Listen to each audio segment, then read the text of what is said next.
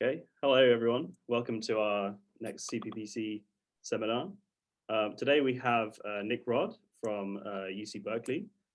So Nick originally did his master's at Melbourne University before moving to MIT to do his PhD with Tracy Slatcher, and then moving to his current position as a Miller Fellow at Berkeley. So Nick has worked on a very wide range of topics, from particle physics to astroparticle physics, in particular indirect dark matter detection.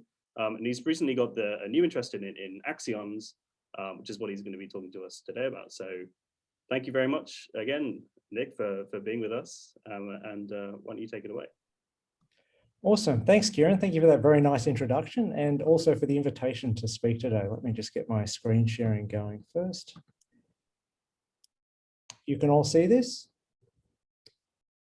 I'll assume yes. Scream out if not. Yeah, awesome. Thanks. Okay, so what I want to use my time today to tell you about is some new ideas I've been thinking towards, related to how can we take full advantage of what is the really exploding search for axion dark matter that I think has already hit some very impressive milestones, but will only go from strength to strength in the coming decades. In particular, I'm going to be slightly ambitious today. I want to tell you about two particular things that we can do with this dark matter program. And the first of these is this idea of dark matter interferometry, and I'll explain to you later in the talk exactly what you're seeing in this animation. But in particular, the idea here is that if we really believe that dark matter is behaving like a wave, well, then we should be able to perform this very fundamental property of wave analysis that we have in the form of interferometry. And I'll show you how we can actually do this on the dark matter wave, and we could use this to extract additional information that would be hidden to the conventional analysis strategies. So this is in the direction of furthering the search for dark matter. However, alternatively, I think a direction that is interesting to think about is we're going to have these amazing instruments. Is dark matter all they can search for? Because these are going to be instruments that are more sensitive to certainly axion power deposited than anything we've ever built before.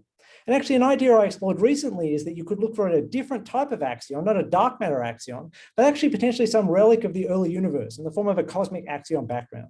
And as I'll try and impress upon you today, although this is a very challenging signal to search for, the amazing gains we're going to have in our searches for axions could actually detect such a signal.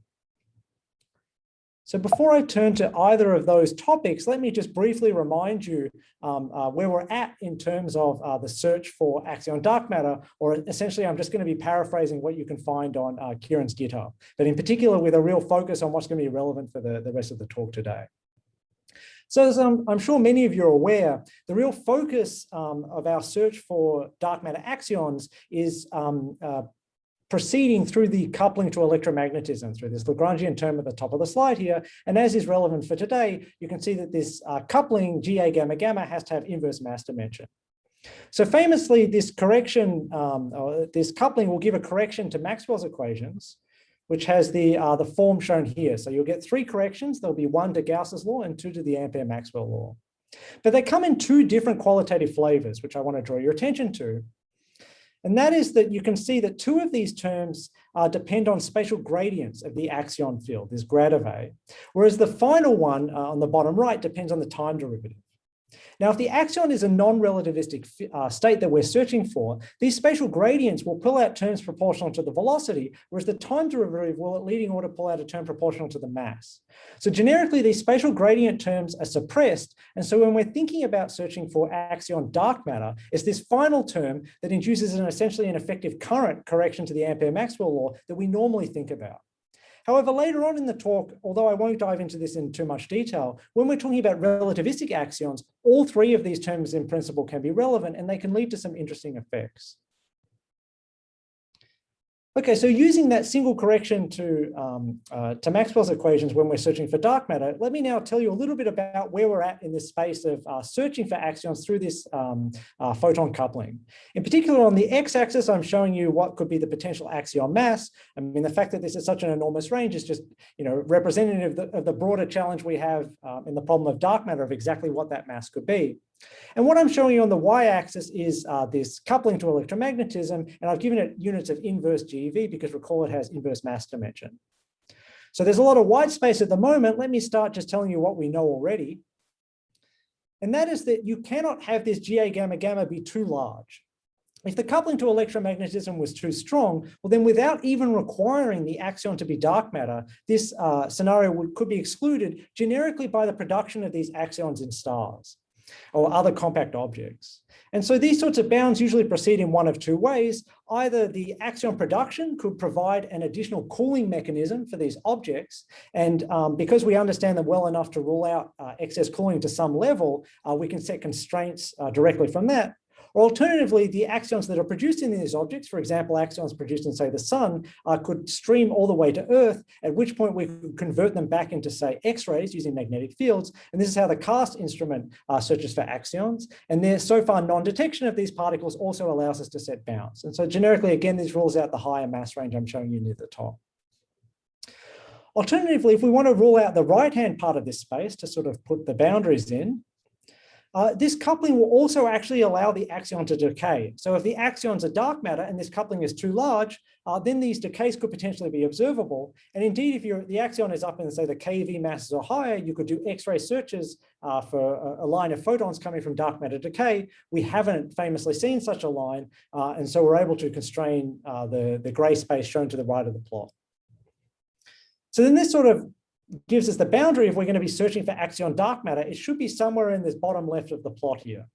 But there's still an enormous number of orders of magnitude over which we can search. So it's useful to think about where theoretically we might expect the signal to be, because this can guide us towards where we want to build experiments to search that space. And of course, famously, one well-motivated part of this parameter space is along this orange band I'm showing you here. And this is where an axion dark matter candidate would also solve the strong CP problem. If you solve the strong CP problem, the axion also couples to QCD, and through that coupling, it will get a mass, which will then induce, which you can then from there get a relationship between the coupling strength and the mass as predicted on this plot here. Now, it's not exactly a one-to-one mapping. There's still some dependence upon the UV theory, which the axion emerges from. And so this is why I've drawn it as a band, but it's not covering the entire space. And so it gives us a target to shoot for when we're thinking about building experiments searching for the axion. So now let me tell you about where we're at in terms of the search for dark matter axions, and I'll be very selective here. There's been an enormous amount of work, and in particular, I refer you to Kieran's GitHub, the link of which is at the bottom right if you want to see more of this. I'm just cherry picking a few examples. In particular, you can see that we have at around the micro EV range, where the Compton wavelength of the axion is about a meter scale, which is what we can imagine building physical resonant cavities at. We have a number of instruments that are already getting into this very interesting theoretical regime of where the QCD axion lives. And so you can see, for example, ADMX and Haystack are already definitely cutting into the interesting range, and in the future will improve even more. You can also see I've colored in some instruments sitting down where they're probing sort of nano EV axion masses. And you can see that these instruments like Shaft and Abracadabra are not yet probing even below the star emission bounds. And note that they're only getting these bounds by making the additional assumption that the axion is also dark matter. However, why I think these results are particularly exciting is because these are sort of proof of principle ideas that you can search for axion dark matter at these lower masses.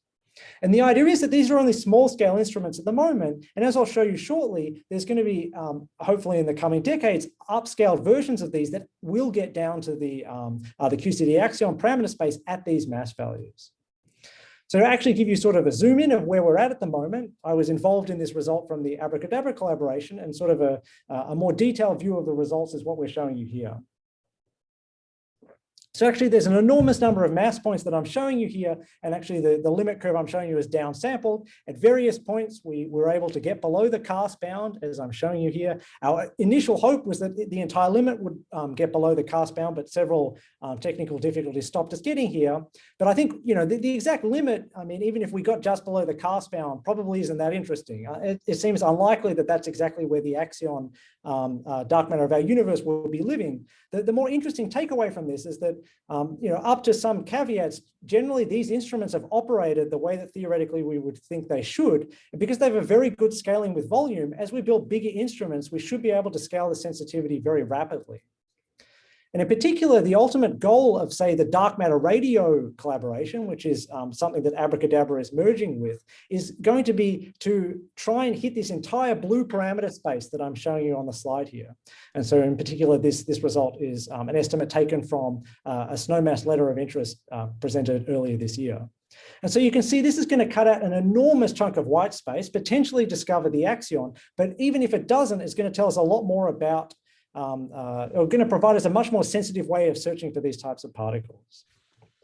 So it's with this existing progress that we've already got and the future progress we're going to have in the coming decades. And again, I'm just showing you one instrument. There are many other proposals out there that will push this space that I think the rest of the talk is contextualized by. So with that context, let me tell you again about the two ideas I want to explore here. The first of these is viewing, that one of these instruments may be on the verge or, in the coming years of actually seeing a definitive signal of axion dark matter. Or once it does that, you can actually very quickly perform an idea called dark matter interferometry, where you really exploit the wave-like nature of dark matter. And I'll tell you about how that operates in the first part of the talk. And secondly, I want to ask again, what else could these instruments see? And this is coming back to, one example would be relativistic axions that still exist around on the location of the Earth, just like, for example, we live in a sea of the cosmic microwave background. So this is where the name comes from. Good, so let me turn to this first idea of interferometry. And this was based on a paper that came out late last year with my collaborators, Josh Foster, Yoni Khan, Rachel Wynn, and Ben Safdie. So as I said, the idea of dark matter interferometry is really probing a very fundamental aspect of how we think about dark matter as a wave. And so let me go back to review the very basics there, because I think it's from these basics that we can see the idea of interferometry emerging. So to begin with, here we have the Earth in the image I'm showing you here. And here is a slightly upscaled version of the Abracadabra experiment. You wouldn't need to go exactly this big to hit the dark matter radio projections I showed you earlier. And the basic idea of what this experiment is searching for is some oscillating wave passing through the Earth. And so the leading order picture is that you can just think about this wave as a cosine oscillating in time with a frequency set by its mass. And because we don't know what that mass is, this is one of the real challenges of this program. But of course, this is a slightly simplistic picture. More accurately, if we think about this as a wave, the phase should be written as the energy times the time. And then there's also a contribution that goes as the wave vector or the momentum dotted into the spatial position that you have. So let me break down these contributions to the phase in slightly more detail. Firstly, even if this, we know that dark matter is a non-relativistic field, so there will be corrections to its mass, but they will be small. Those corrections can be very important. So of course, famously, the leading order correction to the mass is given by 1/2 mv squared.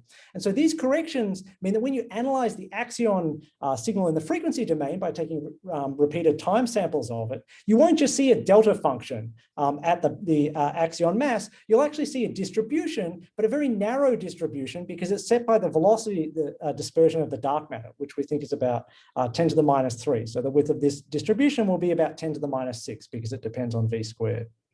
And so you can actually make a prediction if you actually did see an axion signal, what exactly would the frequency distribution look like? And it should look something like what I'm showing you on the bottom left here. But for today's talk, the part of this, it's very trivial, but the part I want to draw your attention to is that the way that the velocity enters into the energy here is only through its magnitude. So we are sensitive to the speed the dark matter is passing through. This sets the properties of that determine the width of this distribution and other aspects of it. However, we are not sensitive to the direction that the dark matter is hitting our instrument. This seems like a very fundamental part of what's going on, but actually, if we're just looking at the frequency or the energy distribution, we just cannot resolve this. So if we want to get some information about which direction the dark matter is hitting our instrument, well, then we probably would look towards this second part of the phase, this k dot x, because of course in the non-relativistic limit, this wave vector just becomes the momentum. And so it's directly proportional to the velocity, which tells us about which direction it came in from. However, it's really challenging to see this. And let me tell you why. Firstly, you think, what would it take to actually measure this k dot x contribution to the phase? Well, firstly, you could imagine, what if I took a spatial gradient of the axion field? This would pull this k out the front and you could get some information through the amplitude. However, remember that these axion gradients are significantly suppressed compared to any time derivatives, at least by a factor of about 10 to the minus 3. And so any signal here is going to be much harder to look for generically than the time derivative cases, although there are caveats to that. And so if you're just looking at it from the amplitude point of view, there's a clear challenge. However, things are even harder if you think about it from the phase. You might imagine that there's some way that you could get access to this k dot x contribution to the phase, but there's various ways of understanding that it's actually completely invisible to a single detector. I mean, in particular, you could always choose your coordinates so that the origin of your coordinate system is at the location of your detector, in which case this k dot x is always 0, which reveals it as unphysical. So ideally, if we could somehow measure this K, we could answer very basic questions about our signal, like what direction is the dark matter hitting our instrument. But to a single detector, it's actually essentially a question to which it cannot give an answer. However, hopefully from the way I've phrased it, I've already put in your mind the seed of what you could do to get access to this K dot X. And the idea is basically just have a second detector. If you have one detector, of course, this k dot x is unphysical, but as soon as you have two detectors, there's now a physical length scale in your problem, the separation between your two instruments, which you can use to reveal this k term. I mean, there's various different ways of thinking about this. I mean, spatially separated detectors are actually then sensitive to the phase difference induced by this k dot x, so you could hope to get it out. Or even more directly, you could add the data these two instruments are getting. They will be phase offset by this k dot x and literally interfere them to try and get information about this. So this is the fundamental insight. Let me now tell you how you can actually optimally get information out about this k dot x contribution. But this is just to give you the intuition of where this idea is coming from. And hopefully you've been convinced that it's really just relying on basic properties of the wave nature of ultralight dark matter. Good, so what we show in our paper, I mean, I was sort of musing on the previous slide about exactly what you might want to do to get information about this, but what we derive in our paper is sort of the optimal analysis framework that you can construct in order to, essentially it's a likelihood framework. So if I just get my data set from, say, n detectors, we determine that case in our work, and just feed it into this likelihood formalism that we develop, it will just tell you what the best fit parameters are for whatever part of your model you might want to ask. Like, for example, what direction is the dark matter coming from on the celestial sphere, for example. But rather than just tell you, that's what we achieved or try and walk through the details of that, instead, let me try and give you the physical intuition of what's really going on. And so if you recall previously, I was telling you that the distribution we see in frequency space at a single detector is critically dependent upon the speed distribution. For example, the width of that distribution, which determines the velocity dispersion, determines the width of the axion signal in the frequency space. So this f of v that I have at the top of the slide, when you start having more than one detector, is lifted to this object we call this calligraphic f, which has this integral expression that I'm showing you at the top of the slide. So although there's a couple of things going on here, my claim is that essentially all of the key physical aspects of our formalism and dark matter interferometry are encoded in this equation. So let me break down the various aspects to it. Firstly, though, that you can see the key part of this, I think in some senses, to draw your attention to is this cosine. And what is in this cosine is MAV, remember that's just K, dotted into the physical vector in the problem. That's the spatial separation between the two instruments. And so in particular, what you can see this is just coming from the k dot x part of the phase. So this is where this cosine originates from. But to give you some basic intuition, let me just think about some simple limits to see what happens. Let's say I take my detectors where they're right on top of each other. Well, then you shouldn't really get any benefit here because it's almost like you just had one detector. And indeed, if I take x12 to 0, the cosine becomes 1, and then this integral here, thanks to the delta function, actually collapses back to the speed distribution. So you actually get exactly the same result as if you just had one detector, as you should. Alternatively, I can think about the limit where I take the detectors very far apart. In this limit, the cosine will be oscillating very rapidly, and on average, you would just get 0 out of this. So again, you're not getting any additional information, and in this case, it's actually suppressed. So the claim then is that there's some sweet spot in between 0 and infinity where we actually can get additional information. And physically, this scale is set by the coherence length of the axion field, which has this definition in the middle left of the slide, which is 1 over the mass times the velocity dispersion. This is what I mean by V0 here. And so if you take a physical detector separation that is comparable to the coherence length, the claim, and I will demonstrate this to you on future slides, is that you can actually get access to this k.x part of the phase. So that may well be the case, but then you might ask the question of, is it even plausible to build multiple detectors a coherence length apart? And indeed, luckily, I mean, in some senses, maybe for the axion masses that I think are of most interest, we definitely could. So for example, if the axion mass was about 25 micro EV, which is roughly the range that Haystack is looking at, you would need two detectors that are about tens of meters apart. So you could imagine having two detectors in the same lab at that point. If you're at the much lighter axion mass regime, you couldn't build them in the same lab anymore. At a nano EV, the coherence length is hundreds of kilometers. But you could still imagine having multiple detectors on the surface of the Earth that are separated by hundreds of kilometers and using this effect. And indeed, I mean, as we show in our paper, it's not like the effect just turns on right at the coherence length. There's some range where you get additional information that roughly peaks actually at about 2 times the coherence length. But you don't need to have it exactly at that separation to get additional information. And a lot of the words I just said are shown pictorially in this plot on the right here. I'm showing you for one particularly simple example of the speed distribution, what it looks like in the black dash curve. And then what I'm showing you is various versions of this calligraphic F. So in purple, I have the detectors quite close to each other, about half a coherence length. And you can see that it reduces back to basically the speed distribution as I claimed previously. If I separate them very far apart, you can see it's oscillating down to 0 as I claimed. And then if you're at roughly this optimal point of 2 times the coherence length, this is where we get additional information. And you can see it sits somewhere in between. So before I turn to actually telling you about, how showing you examples of how we get information out using our likelihood framework, let me tell you about a fundamental obstruction that really originates from the basic physics here that you need to overcome. And this is that there's an inherent degeneracy in the problem here. And this goes all the way back to the k.x. And it says that actually, while the k.x part of the phase is sensitive to the direction of the incident dark matter, it's only sensitive to one angle, the angle between the x12 vector and the dark matter is coming in. Any rotation of the dark matter incident direction around that x12 vector doesn't change the physics at all. So for example, just to give you a simple image of a plot I'll show several times, on the middle right of the slide here, I'm showing you the mole-read projection of the celestial sphere. So I'm taking the whole sky and collapsing it down to this image here. And then I'm saying the dark matter is coming in at the very center of this image, and I'll always use that proxy. But then I'm going to choose my detector configuration such that the x12 axis points in the vertical direction. So in this system, I could determine that the dark matter is on the equator, but because any truth location that rotates around the equator gives me the same v.x12, I couldn't determine where on the equator it is. So we've got more information than one detector could see. Remember, one detector couldn't tell you anywhere on the celestial sphere where it's coming from, but it's somewhat unsatisfying that we can only locate this down to, say, the equator. It would be great if we could somehow break this degeneracy.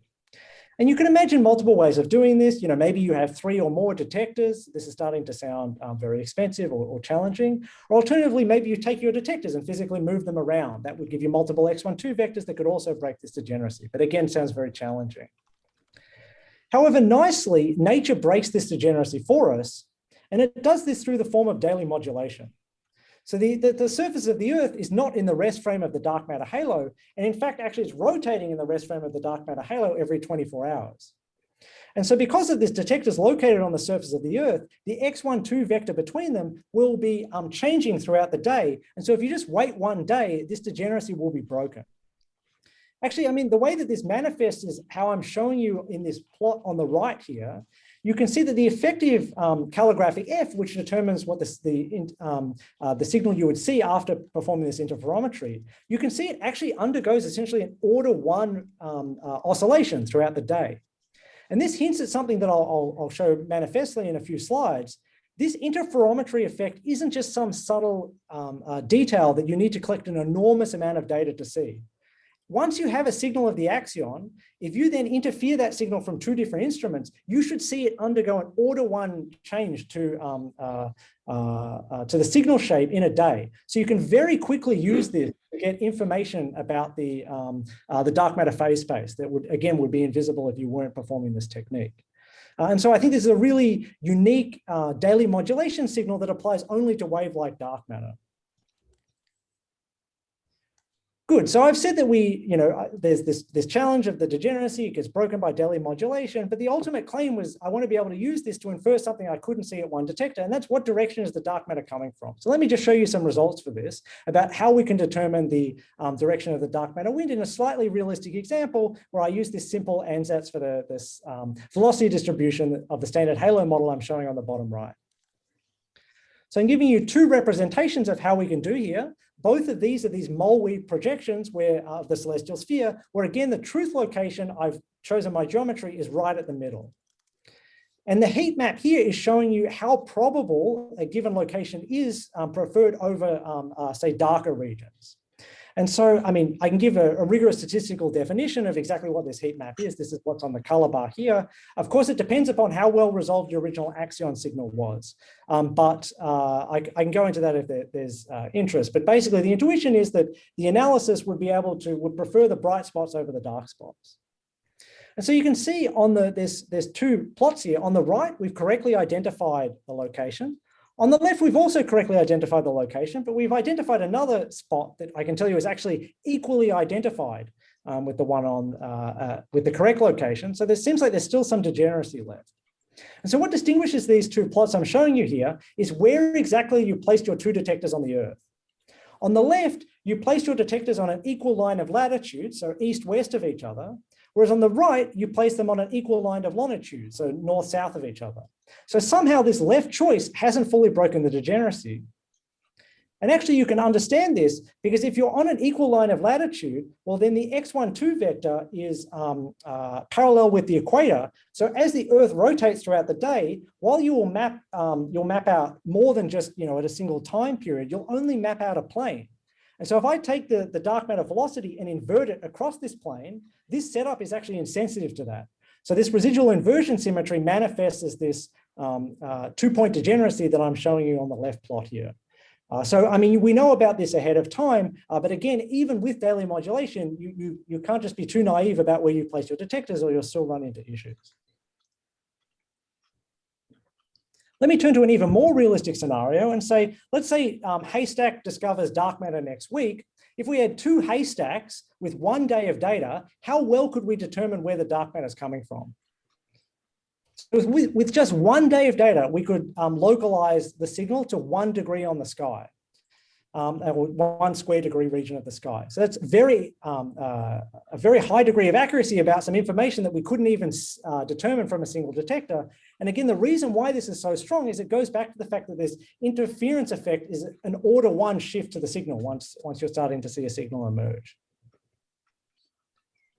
Finally, let me just briefly flash this animation I showed you at the start of the talk.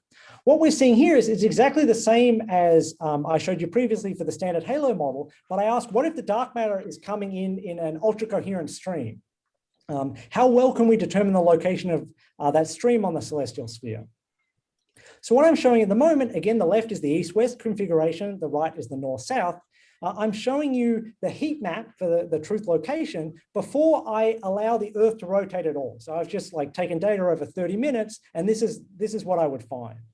So you can see these rotational symmetries are all over the place. This goes back to this degeneracy. But now there is this multi-ring pattern that I haven't explained to you. And actually, I won't explain it to you. I've got some backup slides on this. You can actually also understand it from the calligraphic F, but it takes another couple of minutes. So let me skip it here. But there's still some interesting physics that I haven't told you about yet. But I think what's very satisfying about this is what I'm going to show you now is I'm going to add data from half-an-hour periods throughout the day, and you'll slowly see how the degeneracy is broken as this x12 vector maps out the full 3 space, or in the case of the east-west configuration, you can see it's only mapped out a plane. So even in this more complicated scenario, there's still this 2-point degeneracy you can see on the left, but on the right, the correct location is eventually identified. Good, so that's, I mean, I unfortunately can't go into as many details as I would like because I want to move on to my second topic, but that's just a quick summary of what dark matter interferometry is and how you can use it to get additional data.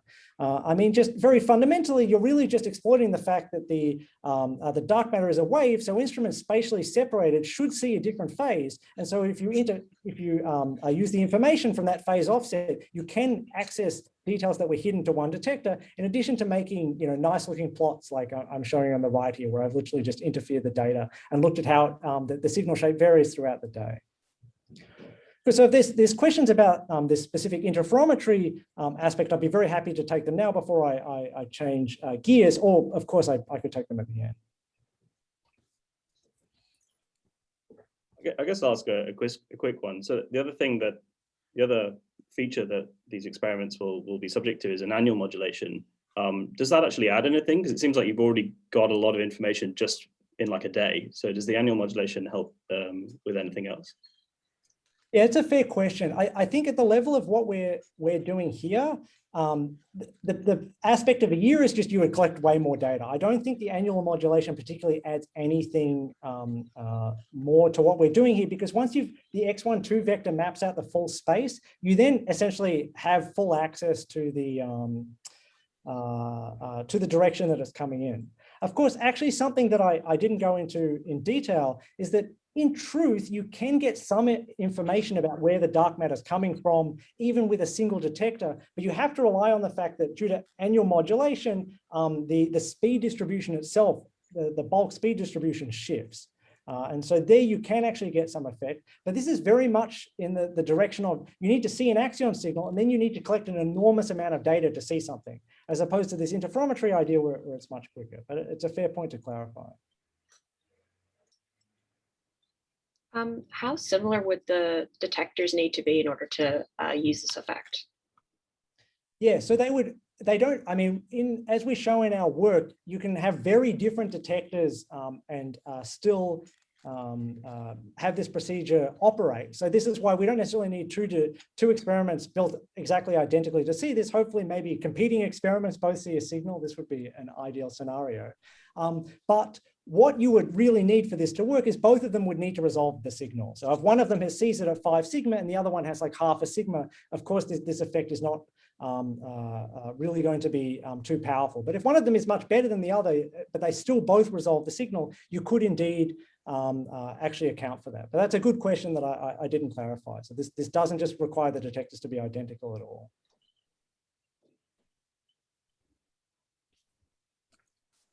Awesome. I Okay. have a quick question, which it might be a bit too detailed for now. I could maybe go back to it at the end, but in terms of actually what the experiments observe, so you have this F12, which is a distribution as a function of speed. Does that map onto essentially the line shape if I square it and then translate to frequency? Or is it a bit more involved than that? It's pretty close to that. I mean, frequency maps onto speed, right, through essentially just through the relation I had earlier where, go back to the phase of the axion. The frequency you see is MA1 plus V squared over 2. So through that, you can backtrack, instead of just plotting in frequency, you can plot in speed. But then what actually happens, I've swept some of the details aside, is that you always have the speed distribution there, but then you also get an additional contribution from this calligraphic V. And then you get an equivalent, there's like another calligraphic F where the cosine is replaced by a sine. And both of these essentially contribute. And then if you have multiple detectors, more than 2, you have to add all of these for the different detectors. And this is essentially what the likelihood is that optimally gives it. So for example, what I'm showing you in this plot on the right here is that where I've just added the signals together. So you've got the F of V that sort of grounds the signal, but on top of this was this calligraphic F and the sine version, which is both positive and negative, which is why you get this slightly nicer looking pattern, which is what I'm showing you here. But hopefully that answers your question. Yeah. Awesome, thanks. I'm happy to say more about this later, but now I'm going to do quite a significant change of gears and talk about, instead of just optimizing or giving us a new tool in the search for dark matter, what else could these instruments look for? One candidate I want to try and convince you today that you could see at these instruments is a cosmic axion background. And for this part of the talk, I'm going to be discussing some work that came out earlier this year, done in collaboration with Jeff Draw and Hitoshi Moriyama. So I just want to answer one very fundamental to this topic question for you today, and that is, could we even hope to detect relativistic axions that were produced in the early universe at the type of detectors that were built to search for axion dark matter? And what I want to try and convince you of today is that the answer is yes. But to do so, I need to give you some idea of what the cosmic axion background could even look like. So let me start there. And I'm going to show a very much smaller version of sort of the dark matter landscape I showed you earlier. So now, because I'm talking about a relativistic state rather than non-relativistic dark matter, the appropriate variable to put on the x-axis is no longer the mass. Instead, it should be the energy or the frequency of the relativistic axions. And so that's what I'm showing you here. However, I can map this frequency over to the energy range that various existing instruments are sensitive to. So for example, at the lower end of the range I'm showing you here is what dark matter radio is probing. In the purple region is resonant cavities, and even higher there are instruments like MADMAX. And again, this is just a hideously incomplete list of the experiments that will exist in this space, but just to give you some representative example. And again, I'm not going to imagine that the axion is exactly massless. It could have some mass. I'm just going to be agnostic about it and just require that the mass is lower than any frequency range I'm looking at so that I can treat it as relativistic at that instrument. Good, so that's what I'm putting on the x-axis. What am I putting on the y-axis here?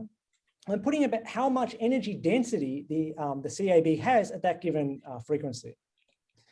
In a bit more detail, I've actually defined this sort of with analogy to gravitational waves, because in the searches for gravitational waves, it's very interesting to think about what, I mean, people commonly talk about the frequency distribution, the energy at a given frequency. For a relativistic axion, I can do exactly the same. So I've defined the differential axion density per logarithmic frequency unit normalized to the critical density, just to make a direct analogy with gravitational waves. Okay, so maybe you're an expert on the gravitational wave literature. I mean, even if so, I still think it's useful to have some intuition for what on earth these values on the y-axis mean. So let me give you some example. So, I mean, with a direct analogy here, you would first be thinking about the cosmic microwave background. And so if you had a cosmic axion background with the same energy density as the CMB, you would roughly live at this gray dash curve I'm showing you on the slide here. Now, of course, the CAB can't live at this parameter range, because if it did, it would give a modifiable, an observable modification to cosmology. In particular, you would have a very large correction to delta N effective, which is excluded by observations. But so it should live below this. But just to give some intuition, even values, an order of magnitude or so below this could potentially lead to cosmological observations. So, I mean, one very weak motivation, in my personal opinion, is that additional radiation can provide a non-zero delta N effective, which can very weakly alleviate the Hubble tension, which I'm sure many of you have heard about, and surely some are experts as well. But I mean, of course, famously, there is an early and late disagreement in the value of the Hubble constant. And while this is quite significant, small values of delta N effective can make it slightly less significant, but they certainly don't resolve the tension.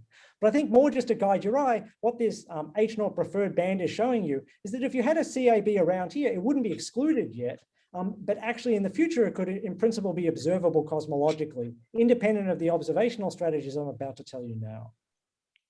So let me, with that sort of, laying out what the X and Y axis mean, let me now tell you about just putting some real scenarios onto this. The first of these would be a direct analogy to the cosmic microwave background. Let's imagine that the axion was in thermal equilibrium with the standard model at high temperatures. Well, then eventually it would have decoupled, and then it would have, that distribution would have just redshifted until today. And actually, similarly to the cosmic microwave background, it would peak at microwave or 10 to the minus 3 EV energies.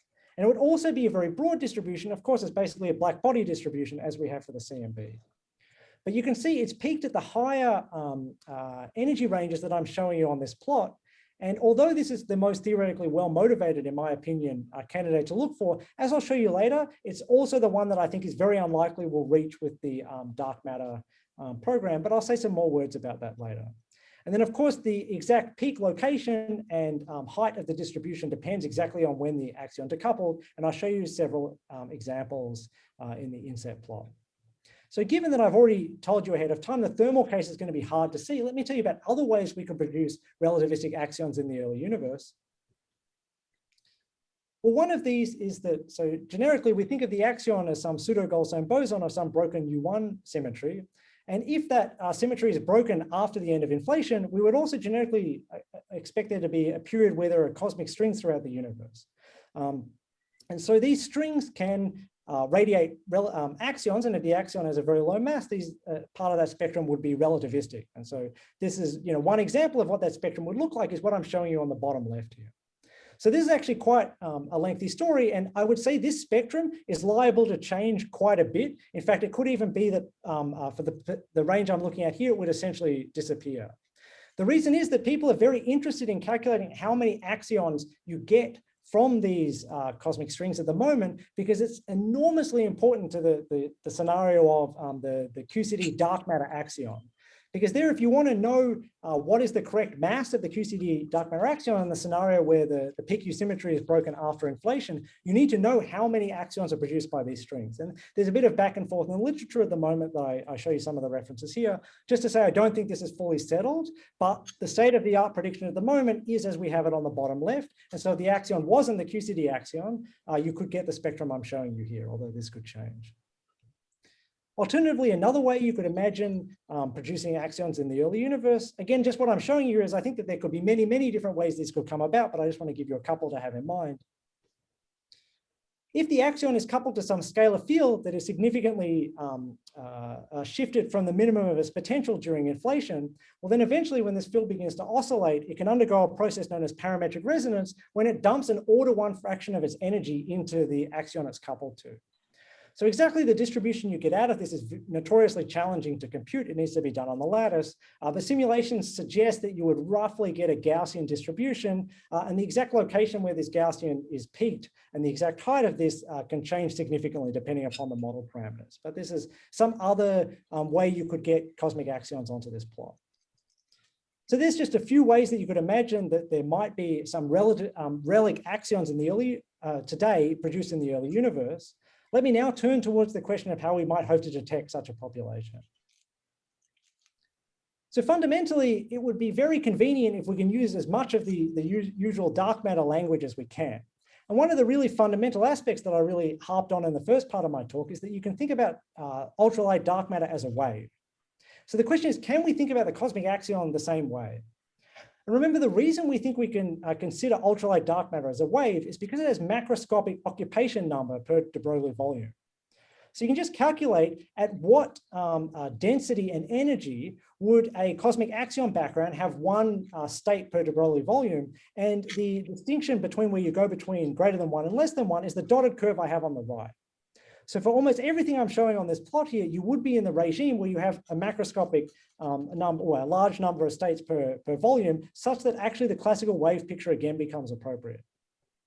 So this is convenient because we can again just think about we have some oscillating wave at the location of our experiment. There will be some slight differences, but we don't need to change our picture dramatically if we're looking at, say, this cosmic string or Gaussian scenario from the perspective of detection.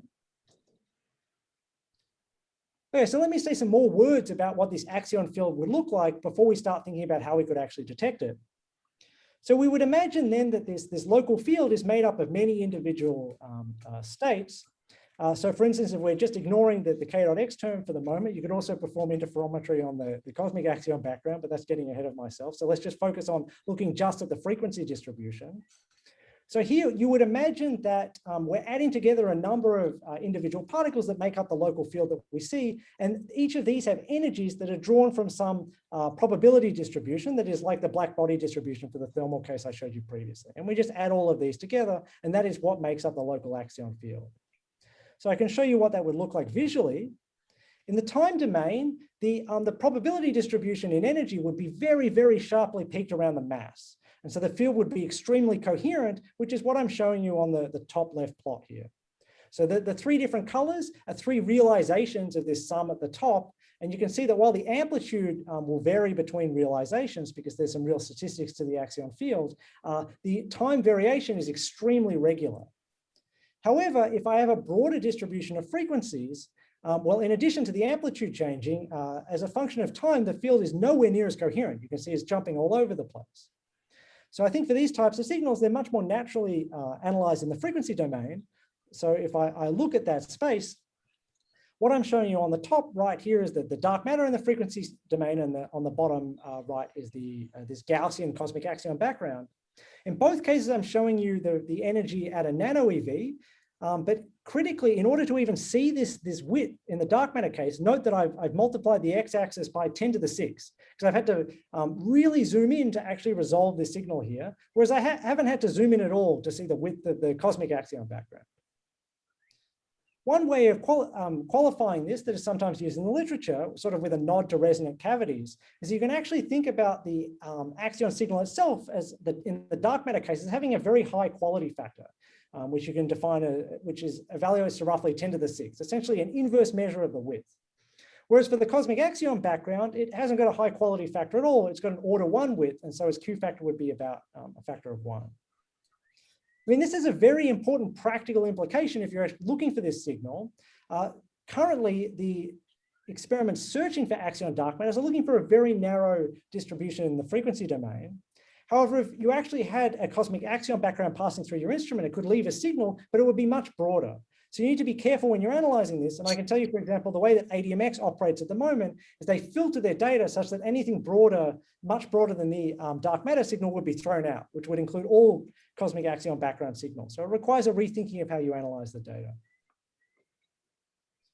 Okay, so that's what the signal looks like. And I mean, the thing I've tried to hit home is that fundamentally it's much broader in the generic relativistic case.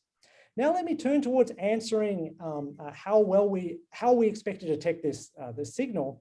And in order to do this, let me estimate how much power is in this field, in the dark matter and the relativistic case. But let me just work in a general framework where I can derive each of those specific scenarios from the result that I write down.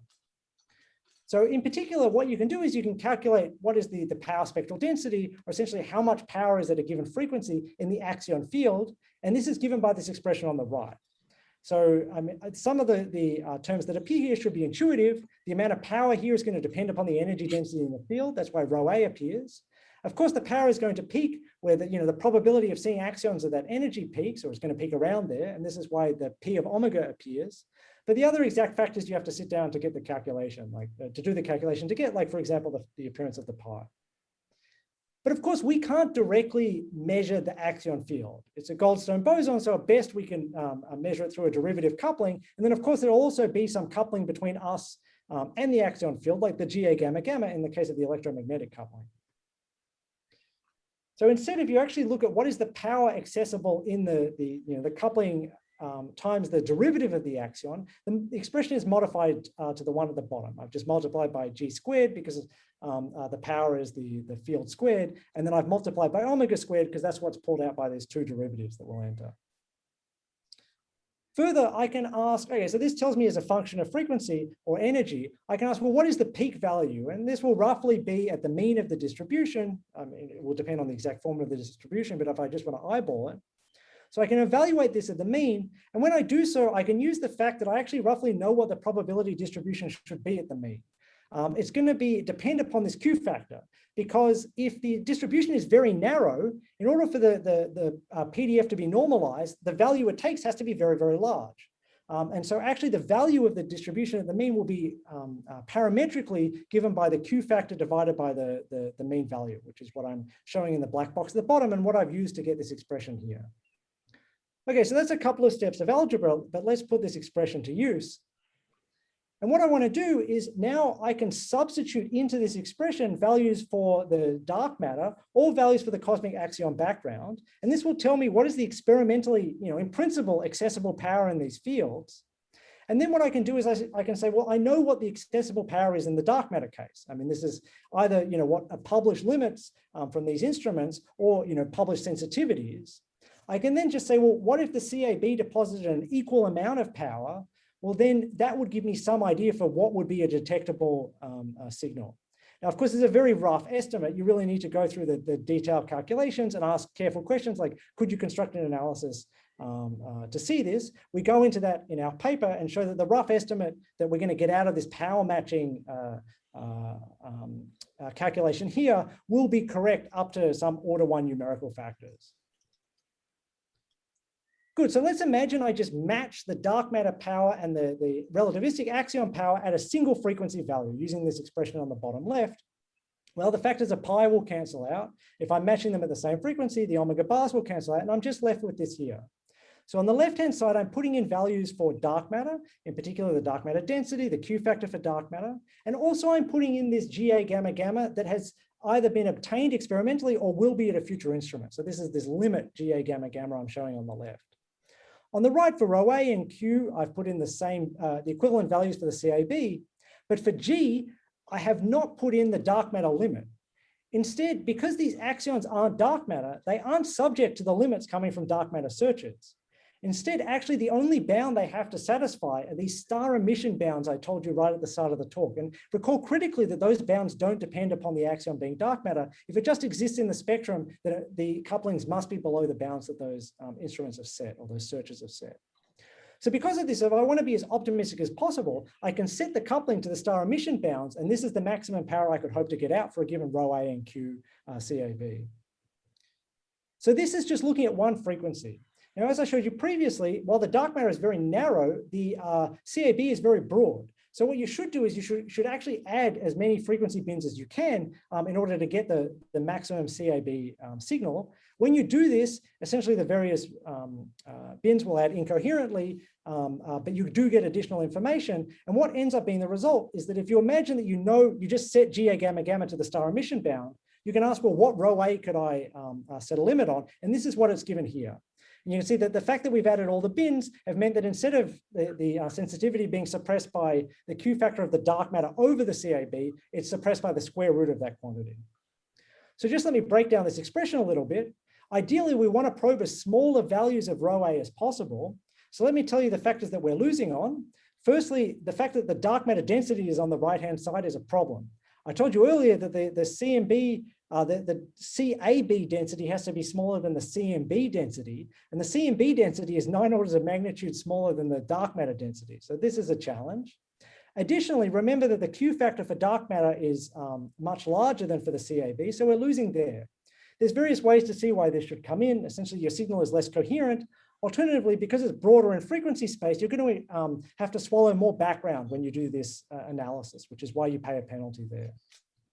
But where we could win and potentially get to a detectable signal is because we are reaching such, we are already and will in the future reach such unbelievably small couplings to electromagnetism in the dark matter searches that if a CAB exists that is living near the star emission bound, then this factor in the middle can be tiny. And so that's how we can hope to overcome the two factors we lost on. So this gives us a parametric estimate for what we're sensitive to. As I mentioned earlier, we actually did detailed calculations in our paper and showed that this parametric estimate is correct up to some order 1 numerical factors. Good, so now I've told you for, what values of the CAB density I am sensitive to, if I'm at a given dark matter instrument, which I know I have a given GA gamma gamma limit. So let's take this optimistic scenario where the CAB has this value of GA gamma gamma that saturates the star emission bound. And then I can just use that expression on the previous slide to take existing or anticipated limits from instruments and just put them on this plot. So this is what happens when I do that. And I've just taken these 4 examples of dark matter radio and Mad Max, which will exist in the future, and ADMX and Haystack, which already have results. So it's not a fair comparison between those two sets of instruments. So let me now draw your attention to some of the consequences that you can see from what we're from this exercise. Firstly, as claimed earlier, you can see that no instrument currently proposed is getting anywhere close to probing this thermal background. I mean, while Mad Max will reach the QCD axion, which is the well-motivated dark matter space, it would need to go many orders of magnitude below the QCD axion parameter space to get towards this thermal background.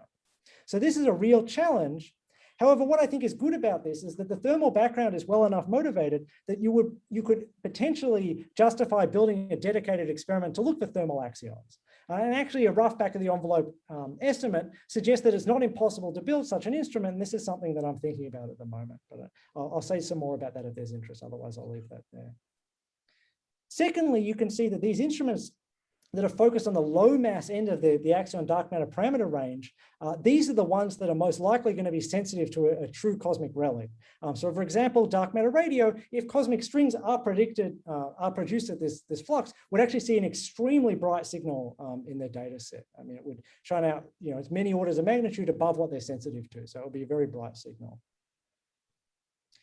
Finally, note that existing instruments are not getting down to this parameter space where you would need to be from, say, delta N effective bounds. ADMX and Haystack will improve in the future, and I think ADMX definitely will eventually get into that parameter space, but they're not there now. But you could ask the question of, okay, but is there anything we can do to produce a background of relativistic axions that is larger than the CMB? Now, it can't happen in the early universe, or you would violate essentially cosmological measurements, but maybe we could produce these axions in the late universe. And this was an idea we explored in our paper. And one way you could imagine doing this is, what if dark matter itself decayed to axions and those axions were relativistic? Well, then if you took some simple scenario where the dark matter decayed to just a two-body final state of axions, you would get the spectrum that I'm showing you here. And indeed, in this case, you can easily produce axion abundances that are bigger than the dark matter, bigger than the CMB density. So you can see there's this sharp peak from galactic decays. It looks sharp on this plot, but actually it only has a Q factor of about 10 to the 3. So it's still about 1,000 times wider than the expected dark matter signal. And then you would also expect to get a spectrum from decays outside the Milky Way. And there's a broader spectrum because the axion energies would be redshifted by the time they reach the Earth. So just taking this simple picture, in principle, ADMX could already have on disk a sign of this exact signature, which they would have thrown out because it's much broader than what they have at the moment. And we're currently talking with the collaboration about how this type of search, or the CAB searches more generally, could be realized. Also, unfortunately, I won't go into detail about this, but remember earlier that I said these gradient terms are very important in the relativistic case. Actually, one of these gradient terms, the correction to Gauss's law, would actually induce a daily modulation in the signal you would see in this case, which gives the experiments an additional handle that they can grab onto. But I can say more about that if there's interest. And then in the future, as these experiments get better and better, this scenario should be very, very probable with the detectors we have. I mean, because otherwise there's not very strong limits on dark matter just decaying into radiation. And so if this radiation is axions, the limits could be improved dramatically. So that is the story as we told it in our paper. However, I think in the spirit of honesty, since the paper has come out, we've realized that there was an important caveat to the dark matter decaying scenario I just told you about. And that is that we neglected Bose enhancement. So these axions that are resulting from the decay will eventually, the occupation number for these states will become so large that it will produce a stimulated, will stimulate further decays of these same particles and potentially greatly enhance the process I just told you about, although the details are slightly more involved. So at the moment, we're working to actually update this, but I suspect that the results I'm showing you here are not exactly accurate. So we'll hope to have a careful answer of that shortly. So this is a summary of what I've tried to tell you about for the dark matter axion, cosmic axion background case. And so the basic idea is that the dark matter instruments that are looking for dark matter axions could also look for relativistic axions. In principle, is the low mass end of these instruments that are most likely going to be sensitive to true cosmic relics.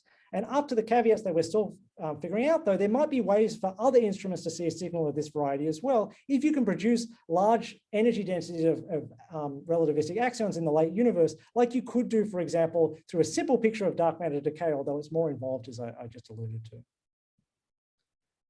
Okay, so with that, let me wind up and just leave you with the fact that I think that, I mean, the future of axion dark matter is, axion searches in general is exceptionally exciting. I mean, I think that these candidates have long been overlooked, but there's every reason to believe that in the coming decades, not only will we discover an axion, but we will potentially also resolve the mystery of dark matter. But in the worst case scenario, we're going to have just some fantastic instruments available to us that are more sensitive than any we've ever built before. And so I think it's worth thinking about generally about what we can do with these instruments, or how we can maximize their ability to search for signals once they're built. And this is the underlying thinking of the work I told you about today. Okay, thank you so much for your attention. Great, thank you very much for that fascinating talk. Do we have any questions? Please just go ahead and ask. If not, I will ask the first one. So as well as this, the dark matter decay scenario, it kind of looks like this Gaussian, which I think was the parametric resonance case, right? Yep. Could also maybe reach up to where ADMX and Haystack are sensitive. Is that the case, or is there like a delta N effective argument which stops them from getting that Gaussian peak too high here? Yeah, good. So so there is some there are two important details to go into how detectable this scenario is. And I think that probably ADMX will not be able to see this. I mean, we have some plots for, at the moment, in the future, they may be able to. So the first value is what exactly is the width of the distribution? So I've told you that, you've seen, especially in the case of the dark matter, this is a critical factor. It literally determines your sensitivity, because the narrower your distribution, the less background you have to deal with when you're analyzing your signal. And so in this Gaussian case, what we've shown here is some optimistic value where the width is about 0.1. However, in general, there's a lot of uncertainty on this, and maybe it's a bit broader, that could hurt you. And also what I'm showing you here is the most optimistic value for how high the normalization could be. I mean, exactly what happens in this parametric resonance, it depends upon how far the field is displaced from its minimum. That essentially determines how much energy it has to dump into axions. And we're taking essentially a deviation near the Planck scale in order to get this value here. So I think more generically, you would expect something a bit lower, and then probably dark matter radio is the one that can most likely probe this.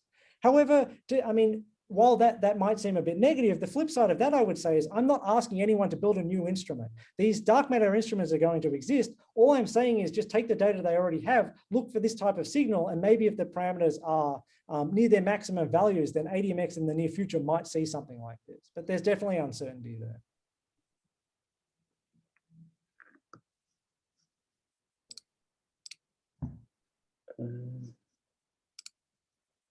Anyone else?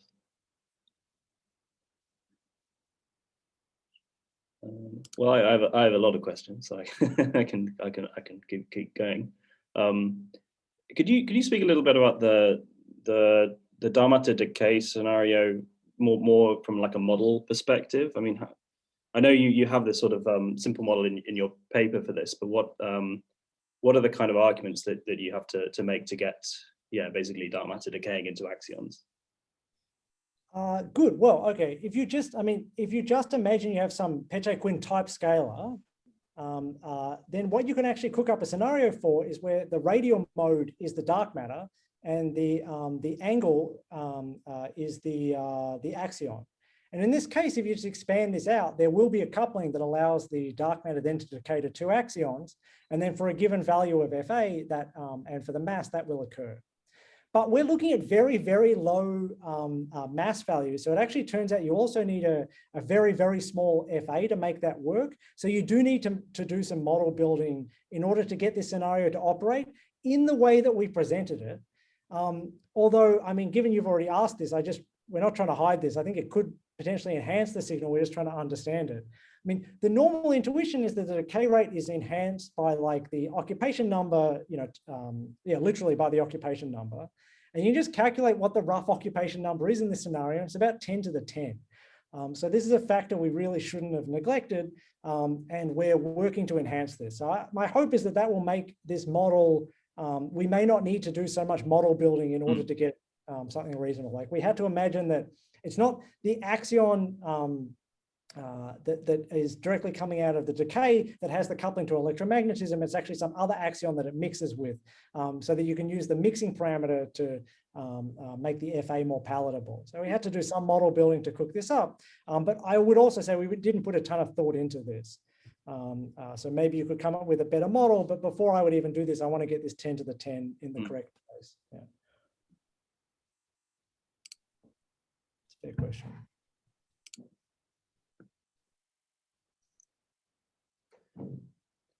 Yeah, I guess I'm also curious about this, basically the thermal, the sort of CMB-like case. I mean, I guess that's sort of fairly generic, so it would be a nice target if it was at all possible to reach. What is your feeling about whether that's feasible from an experimental standpoint? Yeah, I think to give you some reason as to why I think it's extremely well motivated. So I've said, with what we're showing here, we're taking GA gamma gamma to just be sitting at the star emission bound, right? That alone is enough to keep the axion in thermal equilibrium above TeV temperatures. Just through this, you can just write a diagram where you have photon goes to electron axion.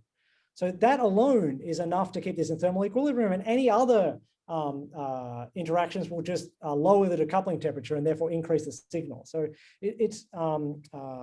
you don't even necessarily think you would need to go much below the distribution I'm showing you here. But as you saw from the later plots, it's orders of magnitude below what Mad Max will get. And the reason for this is that the QCD Axion line that everyone's aiming for is falling as you go to lower masses. So at higher masses, the dark matter parameter space just doesn't need this. So for that, you would need to think about something completely different. And here's an idea that I'm currently working out that maybe seems nuts, but I mean, given that this is well motivated enough, maybe you could eventually build such a thing. But if you had like a 10-meter cube and you had like a 10 Tesla magnetic field in that, a CAB at the level I'm showing you here can create about 1 billion microwaves in that cavity every year. So that sounds like it's plausibly detectable, and we're pretty good at detecting microwaves, especially we're getting better and better with the CMB stage 4, etc. But exactly how you organize the geometry to see this and how you deal with all the backgrounds, I haven't worked that out yet. But it'd be something dramatically different to a resonant cavity, for example.